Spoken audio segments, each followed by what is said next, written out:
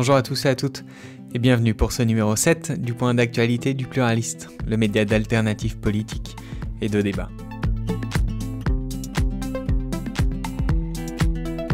Pensez à vous abonner à notre chaîne, nos podcasts, et à nous suggérer dans les commentaires des sujets qui vous intéresseraient que l'on traite.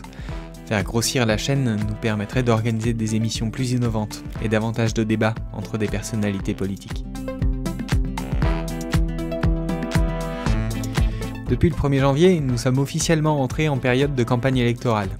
Cette date a lancé un nouveau mode de prise en compte des temps de parole des candidats, qu'ils soient déclarés ou non. C'est la nouvelle instance de régulation de l'audiovisuel, l'Arcom, issue de la fusion du CSA et de Hadopi, à laquelle on a d'ailleurs consacré un numéro, qui commence son travail de contrôle du temps de parole et du temps d'antenne des candidats.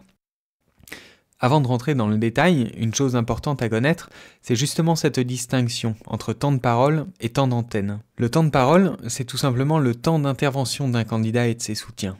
Le temps d'antenne, plus large, comprend à la fois le temps de parole d'un candidat, mais aussi l'ensemble des séquences qui lui sont consacrées, si évidemment elles ne lui sont pas défavorables.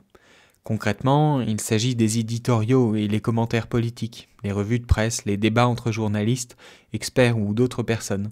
L'idée de cette distinction, c'est d'être attentif au fait que les candidats ou leurs soutiens aient la possibilité de s'exprimer directement dans les médias, et pas que leurs paroles ou propositions soient uniquement rapportées par d'autres. Depuis le 1er janvier jusqu'à l'élection présidentielle, le calendrier est découpé en 3 phases. La première période s'étend du 1er janvier au 7 mars. Jusqu'à cette date, la répartition se fait suivant le principe d'équité, pour le temps de parole et le temps d'antenne. L'Arcom prend également en compte la nature et l'horaire des émissions. L'objectif est d'éviter les dérives qui consistent à rediffuser en pleine nuit en boucle des interviews de candidats. Ce principe d'équité s'apprécie suivant 2 critères. Le premier, c'est la représentativité du candidat. Concrètement, il s'agit des résultats obtenus aux différentes élections, y compris la dernière élection présidentielle. Le nombre et les catégories d'élus rattachés aux partis et groupements politiques qui soutiennent le candidat, et enfin les indications de sondage d'opinion. Le deuxième critère, c'est la capacité à manifester l'intention d'être candidat, et cela repose notamment sur le fait d'avoir désigné un mandataire financier, l'organisation de réunions publiques, les déplacements et visites de terrain, et la communication, y compris sur les réseaux sociaux. Enfin, la participation à des débats. Dans cette première phase, on voit que les formations politiques les plus connues sont favorisées, les autres resteront largement invisibles. Par la suite, une seconde période s'ouvre, dite d'équité renforcée. Elle s'étendra du 8 au 27 mars. Le 8 mars étant la date à laquelle le Conseil constitutionnel rendra publique la liste des candidats officiels, c'est-à-dire ceux qui ont réuni les 500 parrainages d'élus. L'équité renforcée, cela signifie que c'est toujours le poids politique des partis et mouvements qui déterminent leur temps de présence. En revanche, pour tous les candidats, les conditions de programmation doivent être comparables.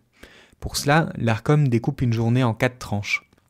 Une tranche du matin, 6h-9h, de la journée, 9h-18h, de la soirée, 18h-minuit, et enfin une tranche de nuit, de minuit à 6h. C'est un fonctionnement un peu plus strict que dans la période précédente, dans le sens où les médias audiovisuels ne peuvent pas avantager, même inconsciemment, un candidat ou une idéologie, en lui accordant les périodes d'audience les plus fortes. De même, les candidats moins médiatisés seront également reçus à des heures de grande écoute.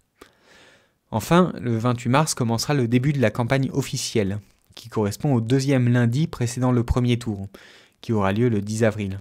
Pendant ces 2 semaines, les médias doivent respecter une stricte égalité des temps de parole entre les candidats, et également des conditions de programmation identiques, comme dans la période précédente.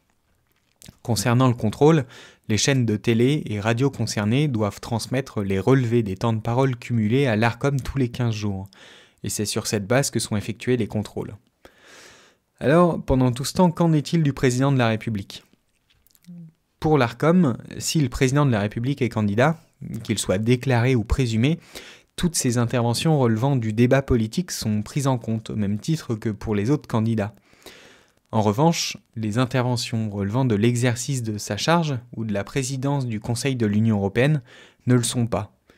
Déterminer ce qui relève de sa fonction et du débat national est sans doute l'aspect le plus sensible et polémique de la mission de l'Arcom, puisque chaque prise de parole longue suscite l'indignation des autres candidats.